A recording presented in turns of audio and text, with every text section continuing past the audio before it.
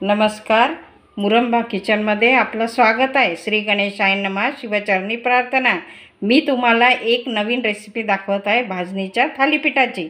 मी इथे 1 वाटी बाजरी, 1 वाटी गहू, 2 वाट्या ज्वारीचं पीठ आणि कडधान्य पण घेतलेले आहे। चवळी, मठ, मूग, हरभरे आणि इथे मक्का, नागली आणि हरभऱ्याची डाळ, तांदूळ, उडदाची डाळ, मुगाची डाळ।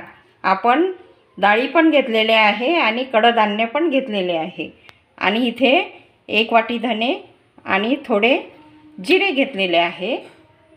आता सुरुवात करू आपण रेसिपीला। आता भाजायला टाकू आपण ज्वारी, गहू आणि बाजरी, हे एकत्र भाजायचं। आता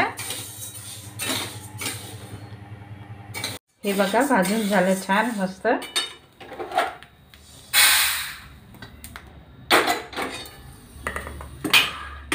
आता मी मक्का आणि हरभऱ्याची डाळ भाजून घेते एकत्र। झाली आता उडदाची डाळ आणि मुगाची डाळ भाजून। आता आपण हरभरे, चवळी आणि मूग भाजून घेऊ। हे आपलं भाजून झालं।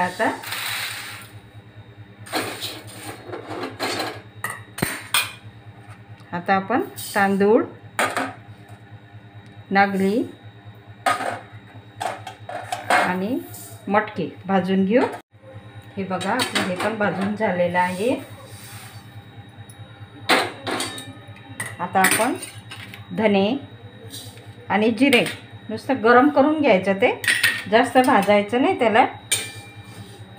हे पण आपलं भाजून झालं, गरम केलं नुसतं।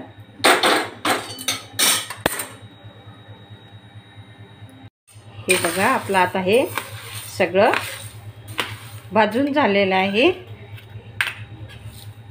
खमंग। आणि याच्यामध्ये आता हे 2 हळकुंड कुटून टाकले मी, म्हणजे रंग खूप छान येईल भाजणीला।